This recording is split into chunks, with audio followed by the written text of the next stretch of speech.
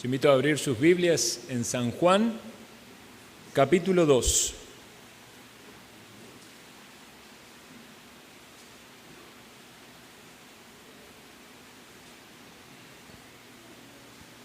Estamos estudiando cada domingo por la mañana el Evangelio de San Juan.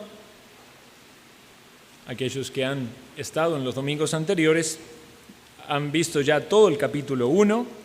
Estamos estudiando sistemáticamente y esto trae algunos beneficios para quienes asisten con regularidad a la iglesia, porque vamos comprendiendo no solamente el entendimiento del pasaje en sí, sino también el libro como un todo. Y esto es parte de esa edificación, nuestro entendimiento y nuestro conocimiento de la palabra de Dios, que debe ir incrementándose, y podemos entonces tener un mayor provecho de la exposición de la palabra. Voy a realizar la lectura de capítulo 2, versículo 1 al 12. Dice así la palabra de Dios. Al tercer día se hicieron unas bodas en Caná de Galilea, y estaba allí la madre de Jesús. Y fueron también invitados a las bodas Jesús y sus discípulos. Y faltando el vino, la madre de Jesús le dijo: no tienen vino.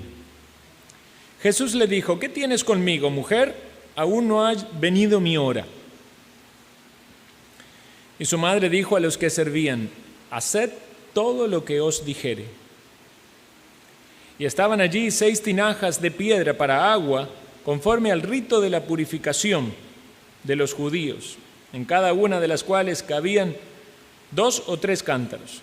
Jesús les dijo: llenad estas tinajas de agua. Y las llenaron hasta arriba. Entonces les dijo: sacad ahora y llevadlo al maestresala. Y se lo llevaron. Cuando el maestresala probó el agua hecha vino, sin saber él de dónde era, aunque lo sabían los sirvientes que habían sacado el agua, llamó al esposo y le dijo: todo hombre sirve primero el buen vino, y cuando ya han bebido mucho, entonces el inferior. Mas tú has reservado el buen vino hasta ahora. Este principio de señales hizo Jesús en Caná de Galilea y manifestó su gloria, y sus discípulos creyeron en él. Después de esto descendieron a Capernaum, él y su madre, sus hermanos y sus discípulos, y estuvieron allí no muchos días. Hasta ahí nomás en la lectura que tenemos para esta mañana. Este pasaje, como entonces hemos leído, relata una boda, un matrimonio, una fiesta, un momento de agasajo que es común, ¿verdad?, en todas las culturas. Pero vemos en este texto, si hay algo que podemos notar, quizás como la enseñanza fundamental del texto y en la cual quisiera que ustedes puedan centrar su atención, y ese es el título que le he puesto a este sermón: el poder transformador de Dios. El Señor hizo que el agua se transformase en vino, y estamos hablando aquí de un milagro. Hay algo importante que debemos entender antes de abordar la historia. Debemos tener el correcto entendimiento de lo que significaba el vino para estas personas. Hoy en día hay una gran variedad de bebidas. Si usted va a una boda, encontrará quizás frescos naturales, frescos carbonatados, tés saborizados, y puede ser que en alguna boda también haya alguna bebida alcohólica. En la antigüedad, en los tiempos de Jesús, no había muchas opciones de qué beber.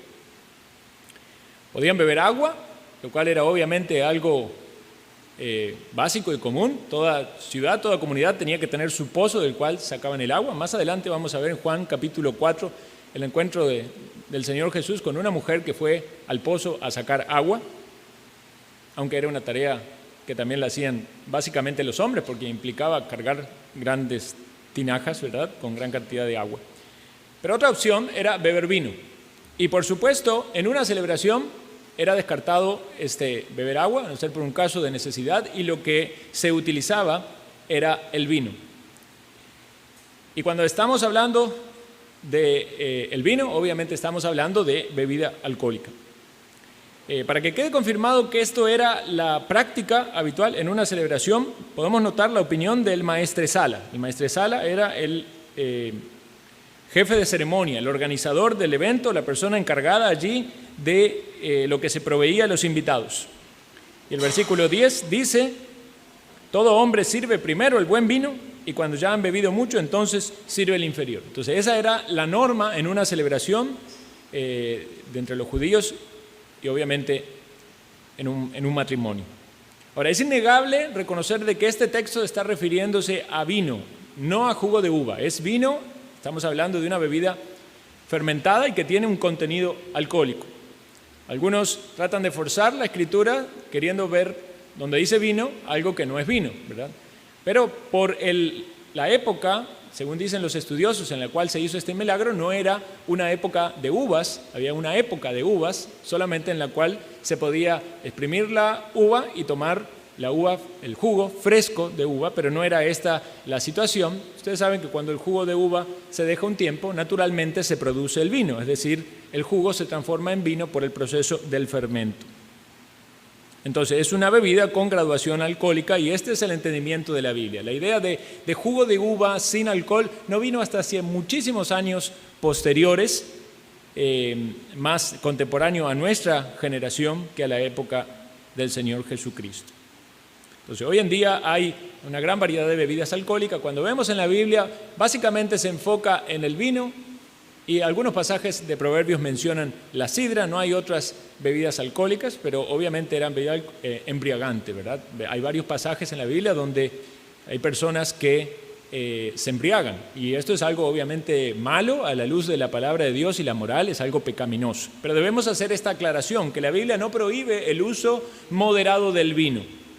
No sería incorrecto entender de que Jesús fue allí y transformó el agua en vino. El entendimiento del vino para la época del Señor Jesucristo, desde la antigüedad y aún en la época del Señor Jesucristo, los primeros siglos, era que el vino era una bendición. Eso significaba que había vides y que Dios había bendecido la tierra con lluvias y había frutos, y entonces ellos podían cultivar las vides y por medio de pisar esas uvas, de lo que se habla en la Biblia del lagar, sacaban ese jugo, lo ponían en los recipientes apropiados, en esos estañones o tinajas, y se producía el fermento, y entonces había que tomar. Y está relacionado en la Biblia con bendición, está relacionado con la provisión, está relacionado con la abundancia, era un motivo de gozo. Un ejemplo tan solo para citar la profecía de Jeremías, capítulo 48, versículo 33, más bien hablando de un juicio, dice: será cortada la alegría y el regocijo de los campos fértiles de la tierra de Moab, y en los lagares haré que falte el vino. O sea que era un castigo no tener vino.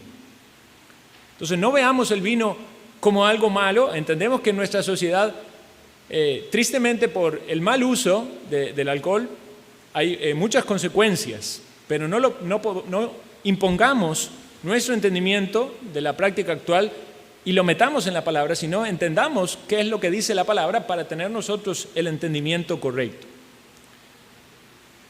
Por ejemplo, el apóstol Pablo le dice a Timoteo en una de sus cartas que no tome agua, sino más bien que use un poco de vino a causa de su estómago. Quiere decir que aún en la antigüedad esto podía ser visto como una manera de prevenir ciertas enfermedades. El agua era más posible que estuviese contaminada. En cambio, el vino, por tener graduación alcohólica, de algún modo funcionaba como un purificador de esa agua. Entonces, aún desde una perspectiva benéfica, se guiaba a Timoteo a usar un poco de vino para que el agua no le afectara. Sin embargo, también debemos poner atención y suma cuidados a las serias advertencias que tiene la palabra de Dios sobre el uso indebido de las bebidas alcohólicas, y es aplicable en el vino, como digo, porque es la que se menciona, pero es aplicable a todas. Dice Efesios 5:18: no os embriaguéis con vino, en lo cual hay disolución, antes bien sed llenos del Espíritu Santo. Entonces, aquellas personas que se embriagan con vino, evidentemente están cayendo en pecado. Y eso no es el fruto de la guía del Espíritu Santo en esa persona, sino más bien la demostración de que están siendo dominados o atrapados por un vicio en este mundo. Algunas personas pueden tener ese vicio del alcoholismo y sabemos que es algo muy triste en nuestra sociedad. Y lo era también en la antigüedad. Muchas personas sufren por causa de haber pasado muchos años en el alcohol y algunos aún, a pesar de las consecuencias, persisten. Eso tiene serios efectos en la salud. Hablando con alguna persona en estos días, alguien me comentaba de un familiar que había muerto de cirrosis por causa de haber bebido mucho alcohol durante mucho tiempo. Pero sabemos qué serio que es esto, la pérdida de control que le acontece a la persona cuando está bajo los efectos del alcohol. Por eso el apóstol Pablo lo utiliza en un sentido de contraste. El que es dominado por el alcohol va a ser controlado por el alcohol, pero en cosas de la carne, y va a traer una consecuencia, un producto negativo. Pero si el que controla es el Espíritu Santo, lo que va a haber es fruto del Espíritu Santo.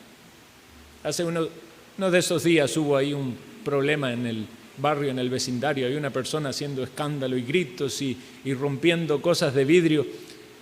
Y escuché por allí a alguien que decía, porque yo estaba justo en el baño y por la ventana escuchaba que decía, es que está borracho. Ahí estaba la descripción de esa situación tan fea, tan engorrosa, esa persona descontrolada, o más bien controlada, por esta sustancia que estaba afectando su cordura. Sabemos que esto lleva a la violencia, muchos casos de violencia familiar producidos por el alcohol. Algunos de ustedes han tenido familiares alcohólicos, algunos han sufrido por tener un padre alcohólico. Y qué cosa más terrible pensar que esa persona está dominado por esa bebida. Ni que hablar, para algunos quizás sea el vino, pero hoy en día hay muchas bebidas alcohólicas destiladas con graduaciones mucho más altas que obviamente traen un daño mucho mayor.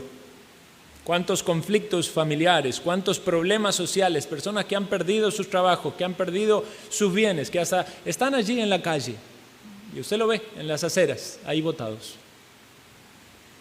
Por eso, hermanos, nunca tomemos un pasaje bíblico para justificar el pecado del alcoholismo o la esclavitud a las bebidas alcohólicas, pero no por eso también, entendiendo eso, no caigamos en el legalismo opuesto de decir que toda bebida alcohólica es mala. Y yo entiendo que si alguien ha salido del alcoholismo o ha tenido una experiencia familiar de algún alcohólico en su familia, puede ser que lo vea entonces con esos ojos tan adversos y no quiera ni siquiera que esté en su presencia el alcohol. Y es bueno en el sentido de autoprotección, pero debemos tener cuidado de no ir al punto tal de llegar a un dedo acusador viendo el pecado donde no está. Porque puede ser que haya alguien que haga uso del alcohol en su justa proporción, o vamos a decirlo así, el vino o una bebida alcohólica en su justa proporción, sin que eso signifique incurrir en el pecado de la borrachera. De hecho, ustedes saben, hermanos, que nosotros en la Cena del Señor, lo que es la Cena del Señor, la celebración de la Cena del Señor, lo que Dios ha instituido, el partimiento del pan y tomar la copa, lo que la copa contiene es vino, porque entendemos que eso fue lo que Dios ha instituido en su palabra y no tenemos autoridad los hombres para modificar lo que la palabra de Dios dice a nuestro parecer, ni tampoco podemos tomar nuestra cultura e interpretar la Biblia a la luz de nuestra cultura. Ha habido corrientes de teologías evangélicas, sobre todo en Centroamérica, donde se ha instruido que lo que el Señor tomó no era vino. Pero eso no es correcto, porque como lo estoy explicando aquí ahora, lo que había para tomar era vino y era imposible hacer jugo de uva y que esa uva se conservase sin graduación alcohólica porque naturalmente fermenta. Entonces, entendamos, hermanos, este tema como modo de introducción para que podamos abordar correctamente el pasaje y podamos ver que este poder que Dios tiene, que es un poder transformador, es para bien. Dios transformó el agua en vino y eso es algo bueno. Pero también entendamos que si alguien está dominado por algún vicio, por algún pecado, el mismo poder transformador va a ser para salvación o para santificación. Consideremos entonces este texto. En el comienzo del texto nos dice que fue al tercer día. Quienes recuerdan, el Señor había llamado a sus discípulos. Ya había hecho menciones de varios días, al siguiente día, eso fue lo que vimos en los versículos anteriores. Habían pasado ya como 4 días desde el bautismo del Señor Jesús y ahora era el tercer día en el cual fueron a estas bodas. Recuerden que ellos hicieron un viaje desde el lugar donde Jesús estaba junto con sus discípulos, donde Juan bautizaba, hacia Galilea. Ascendieron unos cuantos kilómetros y ahora estaban en esta ciudad, Caná de Galilea. Esta ciudad es justamente la ciudad a la que pertenecía Natanael, uno de los discípulos que el Señor había llamado. Eso lo dice en San Juan capítulo 21, versículo 2, que de allí era Natanael.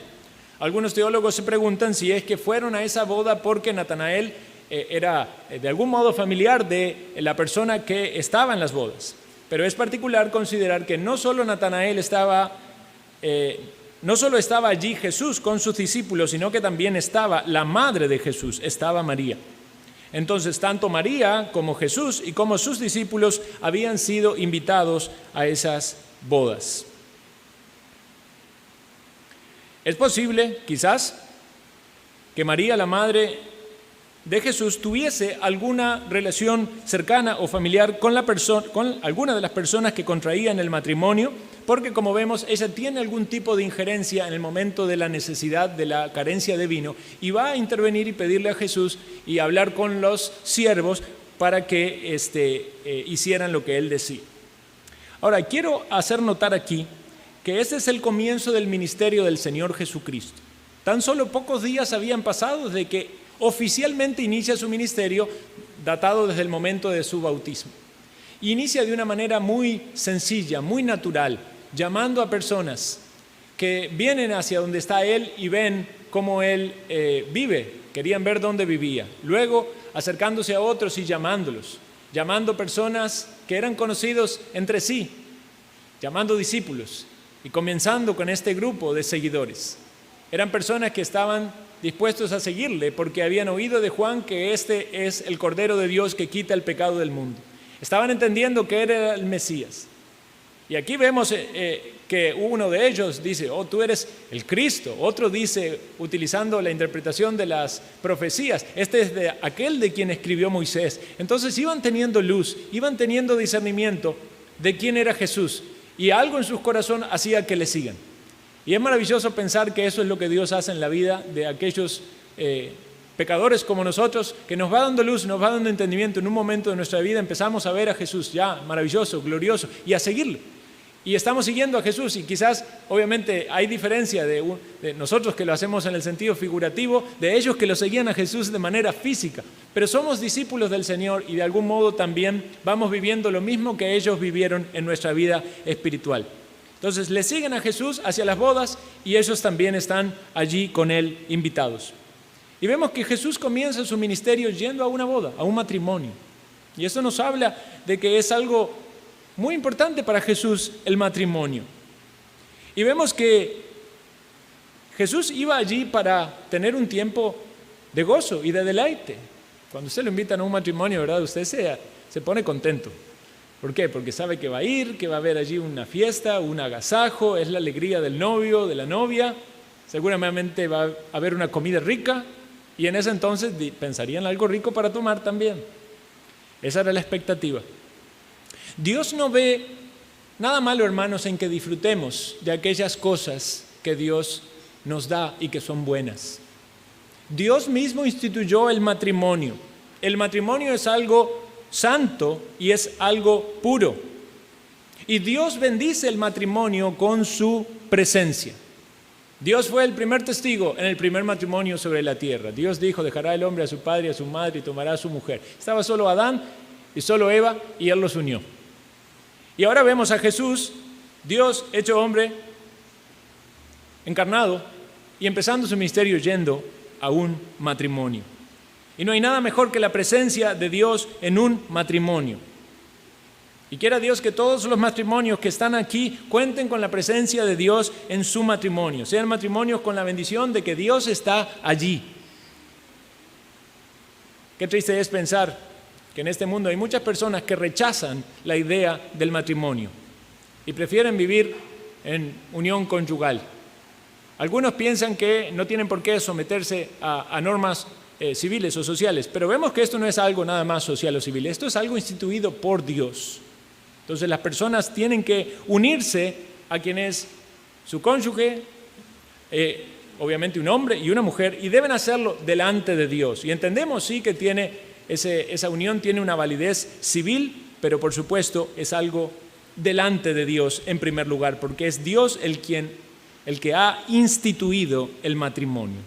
Honroso sea el matrimonio y el lecho sin mancilla o sin mancha, dice la Escritura. Pero a los fornicarios y a los adúlteros Dios los juzgará. Por lo tanto, aquellas personas que eligen vivir en unión y no casarse están pecando contra Dios y deben reconocer que esto es algo serio a la luz de Dios y su palabra y su mandamiento que dice no adulterarás. Y entendemos por eso la implicación de no fornicar. Algunos tristemente han iniciado su vida matrimonial de esa manera. Han cargado con el dolor de ese pecado, pero cuando vienen a Cristo encuentran en Cristo el perdón. Y hay gran gozo al saber de que el Señor cargó nuestros pecados y los llevó a la cruz y murió allí por ello y concede libertad, pureza. Quiera Dios que cada matrimonio pueda ser moldeado conforme a lo que Dios quiere. Dios ha diseñado el matrimonio, Dios ha instituido lo que debe hacer el hombre y la mujer, cuál es el rol y cómo debe ser llevado adelante. Y el ejemplo perfecto es Cristo con su iglesia. Cristo amó a su iglesia, se entregó por ella, se sacrificó por ella para santificarla, para lavarla, para presentarla pura, santa, gloriosa, sin mancha. Y la iglesia se presenta sumisa, dispuesta, obediente a Cristo. Quiere el Señor entonces guiar a los matrimonios en esta iglesia y que podamos como matrimonio saber cuán maravilloso es, cuán sagrado es, cuánta bendición hay en esto que Dios ha instituido, pero también que Dios se goza en un matrimonio y se goza no solamente en el inicio del matrimonio, sino de que Él esté presente en cada momento en esa relación conyugal.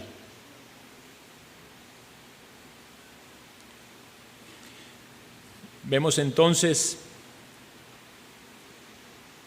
versículo 2 que estaba allí la madre de Jesús y en el versículo 3 es ella la que interviene al llegar a Jesús para comentarle de este problema, esta situación. Era algo realmente dramático, porque en una fiesta que se acabe la bebida, ¿verdad? Es como invitar a alguien a comer y que se caiga la bandeja donde está la comida y no tener que darle, ¿verdad? ¿Cómo puede ser? ¿Qué fue lo que pasó? ¿Será que se había quebrado alguna tinaja? ¿Será que algún inconveniente había pasado? ¿Será que alguien calculó mal y no tenían lo suficiente? No nos dice eso el texto. Lo cierto es que la madre de Jesús viene a Jesús y le dice, no tienen vino. Esto es lo que falta. Y ya con decir eso era suficiente, el Señor entendía todo. Jesús le responde de la siguiente manera, ¿qué tienes conmigo, mujer? Aún no ha venido mi hora. Debemos comprender que esta respuesta para nada significa una falta de respeto de parte de Jesús. Más bien Jesús está respondiendo con una palabra con mujer, que era una palabra de respeto, pero a su vez también de distancia. Seguramente María se acerca a Jesús entendiendo que ahora Jesús había comenzado su ministerio y que iba a empezar a hacer de sus obras planeadas. Pero vemos que Jesús de algún modo marca esta distancia. María tenía que empezar a ver a Jesús no como tan solo su hijo, sino también como su Señor y como su Salvador. Entonces Jesús marca aquí esta distancia con respeto, con templanza, pero también con el control de la situación y diciendo de que Él iba a actuar a la hora que tenía que actuar. Nosotros aprendemos por medio de la palabra de Dios a llegar al Señor con nuestras peticiones, pero debemos tener cuidado de llegar con exigencias a Dios. Debemos saber de que el Señor tiene sus tiempos para actuar y debemos hacerlo con sumisión y con respeto, confiando en su buena mano y en su buena voluntad. Algunos ven aquí en este texto de manera equivocada a un rol de María de mediadora, y eso no es algo que nos enseña la Escritura. María no es mediadora entre Dios y en los hombres, ni entre Dios y Jesucristo. En este pasaje ella sin duda realiza una intervención entre Jesús y los y los siervos que allí estaban, por eso hablamos de que quizás María tenía algún tipo de relación o familiaridad con los agasajados, pero esto no puede tomarse como una aplicación en el ámbito espiritual y concederle a María, como erróneamente hace la religión católica, algún grado de mediación, mucho menos decir de que ella es corredentora. Eso es algo aberrante a la luz de la palabra. María fue la madre de Jesús y sin duda fue un llamado único, sublime, algo maravilloso. Bendita fue entre todas las mujeres. Pero ella era una mujer pecadora que necesitaba de la redención de Cristo. Y es por eso que aquí Jesús marca esta distancia, aún con respeto, aún con templanza, pero explicándole que Jesús iba a actuar en el momento que tenía que actuar. Jesús no estaba bajo las órdenes de María, sino bajo las órdenes de su Padre Celestial. María entiende esto y se somete al Señor de esta manera. Su madre dijo a los que servían: haced todo lo que os dijere. Y esta es la gran enseñanza que aquellas personas que tropiezan con la mariología y le rinden un lugar desmedido deberían hacerle caso a María. María dice: haced todo lo que Jesús dice.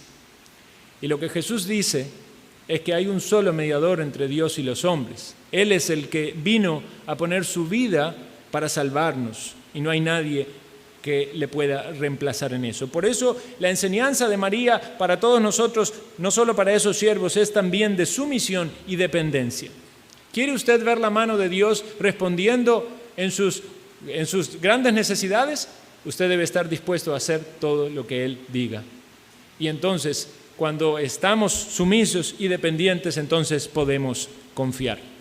Vemos en este texto también que el Señor utiliza a sus instrumentos, porque nos dice allí que había 6 tinajas de piedra de piedra para agua, conforme al rito de la purificación de los judíos. Los judíos tenían numerosos rituales que implicaban el lavamiento y purificaciones. Se utilizaba mucho el agua y estaban estas tinajas, eran tinajas grandes. Dicen los estudiosos que podían caber entre 65 y 90 litros. Entonces imaginen, multipliquen eso por las 6 tinajas que había. Estamos hablando de una gran cantidad de litros de agua que contenían estas tinajas una vez que fueron llenas, y las cuales el Señor transformó en vino. Entonces había una gran cantidad de invitados también en esa fiesta. Era mucho lo que faltaba de vino. Puede ser que hubiese una gran cantidad de personas en esa fiesta y algo realmente dramático había pasado para que se quedasen sin vino en tan poco tiempo. Pero veamos que el Señor utilizó estas tinajas. Estaban preparadas para agua, pero fueron partícipes de un milagro. Las cosas que pueden tener un uso común, en un momento pueden transformarse en las manos del Señor para un uso excepcional. Y qué maravilloso es pensar de que nosotros somos instrumentos en las manos del Señor y quiera Dios utilizarnos y mostrar sus milagros en medio de nosotros. En este caso el milagro fue hecho en las tinajas. Quiera Dios hacer los milagros en nosotros, que nosotros podamos ser testigos de esa transformación, que esa transformación acontezca en nuestra propia vida. Podamos ser instrumentos también, como estos sirvientes que tomaron esas tinajas y fueron en obediencia al Señor, las llenaron con agua y en un momento, sin saber cuándo, ya era vino. Y la dan para que la pruebe el maestro de ceremonia y entra en un conflicto, ¿verdad? No pudiendo comprender qué había pasado. ¿Cómo este vino tan rico? Nunca probé un vino tan rico. ¿Cómo puede ser este vino que lo hayan guardado hasta este momento? No es la lógica del asunto, porque nos explica el texto que la lógica es dar el vino de mejor calidad primero, ya cuando la persona se va acostumbrando en su paladar a ese buen vino, ya le dan otro de inferior calidad, ya sació en gran medida su sed, ya sus glándulas, ¿verdad? Y su gusto ya quedó de alguna manera mezclado con ese buen vino. Y de algún modo se minimiza el efecto de un vino de menor calidad. Pero este hombre que en su oficio consistía en probar las cosas, entonces sabía con claridad que lo que estaba tomando ahora era algo sin duda de superior calidad. Hermanos, lo que nosotros podemos hacer con nuestros esfuerzos humanos puede ser en alguna medida bueno, pero lo que va a hacer Dios en nuestra vida, eso es algo milagroso. Y nosotros debemos anhelar ver no solamente nuestro esfuerzo en todo lo que esté a nuestro alcance, sino ver esa obra milagrosa de Dios en nuestra vida, que es motivo de alabanza, y que esa alabanza y gloria sea para Él. Entonces vemos que utilizó instrumentos. Los instrumentos aquí eran esas tinajas, pero también fueron estos siervos que fueron obedientes y cumplieron lo que el Señor les dijo. También nosotros podamos ser siervos útiles y obedientes para hacer lo que el Señor nos manda, y podamos ver en medio de nuestro servicio esos milagros acontecer. Qué maravilloso es pensar el poder transformador de Dios en medio de las personas, en las personas que nos rodean, en nuestras familias. ¿Por qué no decirlo? En nuestra sociedad. ¿Acaso no ha pasado eso en la historia del cristianismo? ¿No ha habido testimonios significativos de personas que afectaron sus hogares, que afectaron aún sus sociedades con el poder del Evangelio, con la predicación de la palabra, con testimonios de vida, de conductas transformadas por Dios? Qué maravilloso es. Justamente hablando de este tema del alcoholismo y todo eso, viene a mi mente la historia del inicio del ministerio de Ejército de Salvación, que tristemente hoy ya ha devenido casi que en una ayuda caritativa y sin ministerio bíblico, pero en sus comienzos, con la persona que inició con eso significó la predicación en medio de entornos muy adversos en Inglaterra, donde mucha gente estaba dominada por el alcoholismo y por la violencia. Y se empezaron a juntar allí personas que escucharon la palabra, que recibieron el mensaje y empezaron a dar testimonio. Y de algún modo eso fue afectando no solamente a algunas personas y a algunas familias, sino también a todo el entorno. Quiera Dios, por medio de testimonios en medio nuestro, afectar a otros, afectar a sus propias familias, afectar a los que le conocen, que diga, ¿qué ha pasado en usted? ¿Por qué usted es distinto? ¿Qué tiene?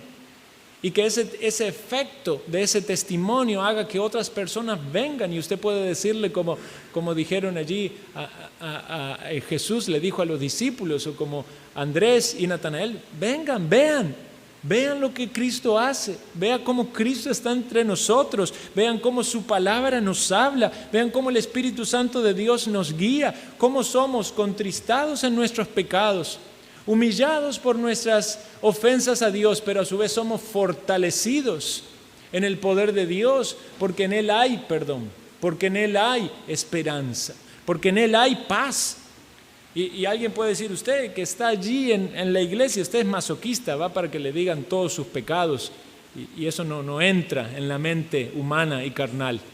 Pero díganme si no hay experiencia más maravillosa que como cristianos, aun cuando somos humillados porque Dios nos muestra por su palabra lo indignos y pecadores que somos, pero juntamente con eso el Espíritu de Dios nos eleva en la confianza de que es Dios en nuestra vida, dándonos la gracia para crecer, para vencer, para estar más cerca de Dios, de su voluntad, para comprender cómo Él se relaciona con nosotros y qué quiere hacer en nosotros. Hermanos, este texto que aquí leemos nos dice que fue el principio de señales que Jesús hizo. Pero noten el final del versículo 11. Y manifestó su gloria, y sus discípulos creyeron en Él. Cuando alguien ve el poder transformador del Señor en acción, ahí la gloria de Dios se está manifestando. Y eso obviamente va a ser el medio por el cual Dios va a atraer a las personas a la fe. El Señor hace numerosas obras particulares en la vida de cada uno, generalmente en medio de alguna necesidad. Este milagro fue en medio de una necesidad. Y no fue una necesidad que podemos decir, como en otro caso, no tenían que comer. Fue una necesidad que no era de vida o muerte.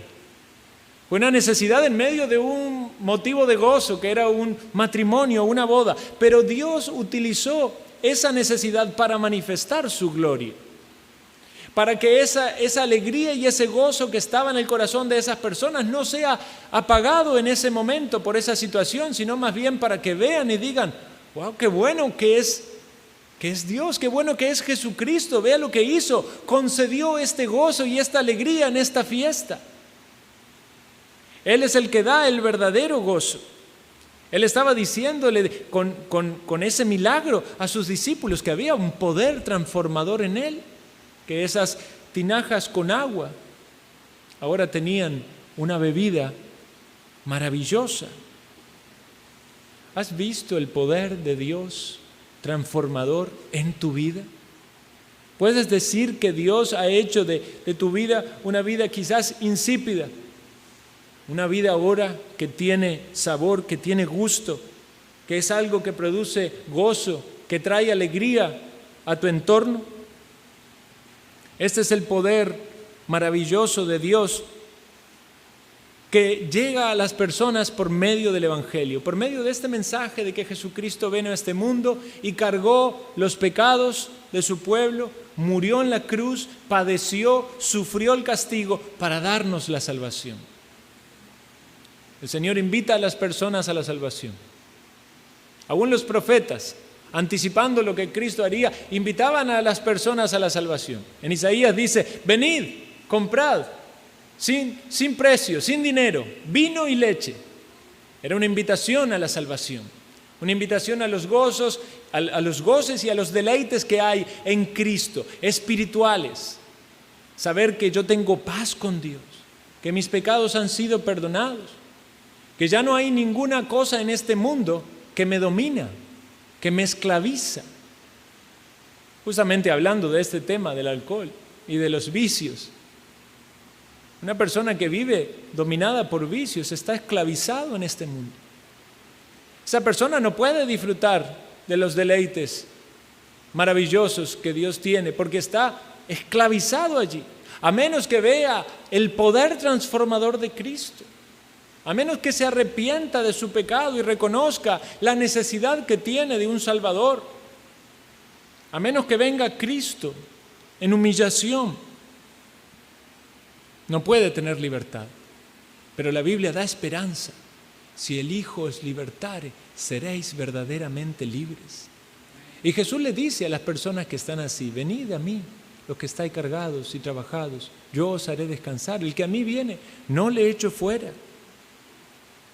Este es el poder transformador de Dios que obró en la vida de muchos de los que estamos aquí. Y podemos pensar en nuestro testimonio, cómo éramos antes y cómo somos ahora. Es verdad, algunas personas no han salido de vicios grandes. Algunos en su testimonio quizás no digan: bueno, yo nunca fui un alcohólico, nunca anduve en drogas, nunca estuve en grandes inmoralidades. Pero debemos tener un testimonio del cambio del poder transformador. Porque si reconocemos nuestra condición delante de Dios, todos éramos impíos, todos éramos esclavos en nuestros pecados, cualesquiera estos sean. Y Dios ha obrado sacándonos de la esclavitud, sacándonos del reino de las tinieblas y trasladándonos al reino de su amado Hijo. ¿Has experimentado ese poder transformador en tu vida? Algunas personas estaban quizás esclavos de su propio orgullo, de su propia vanagloria, de su religiosidad vana. Cuando vienen a Cristo se dan cuenta que lo que necesitaban era la verdadera paz que viene del perdón que Él da. Por eso, hermanos, este poder transformador ejemplificado aquí en un milagro de transformar el agua en vino nos da muchas más enseñanzas. Las enseñanzas del poder del Evangelio en la vida de una persona para traerle a la salvación, en primer lugar. Pero también la segunda enseñanza es que ese poder transformador sigue en la vida del creyente, santificándonos día con día, moldeándonos el Señor a la imagen de su Hijo, sacando de nosotros la escoria y todas esas cosas que pertenecen al viejo hombre y haciéndonos personas distintas para que vivamos y sirvamos a nuestro Dios. Cuando el apóstol Pablo le escribe a la iglesia en Corinto, dice acerca de cómo era la vida de esas personas antes de venir a la fe en Cristo.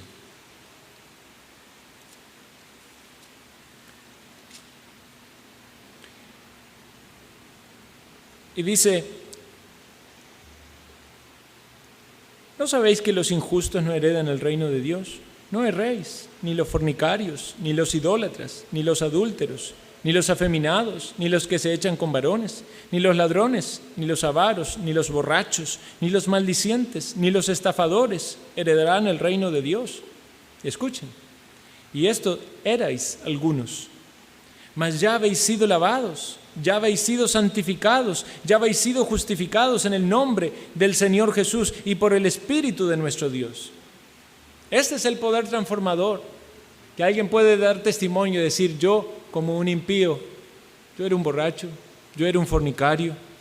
Quizás pueda haber el caso de alguien que diga, yo era un estafador, yo era un afeminado, yo era un maldiciente. Pero un día el Señor me alumbró, comprendí el mensaje del Evangelio y fui transformado. Y ahora vivo para servirle. Este mismo poder es el que actúa en el creyente, transformándonos de gloria en gloria, cada día conforme a la imagen de nuestro Señor Jesucristo, para seguirle, para amarle, para servirle. Hermanos, amigos, ¿no encontramos maravilloso en este texto ejemplificado ese poder transformador de Dios? El Señor quiere nuestro gozo. El Señor quiere obrar en nuestras vidas. El Señor quiere que consideremos que Él tiene poder para actuar, un poder mucho más allá de lo que nosotros podemos pedir o entender.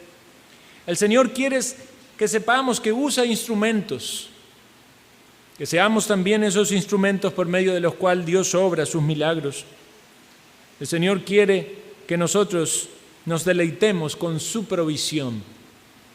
Su provisión sea esta la salvación, o su provisión sean los recursos y las gracias necesarias para vivir la vida que a Él le agrada.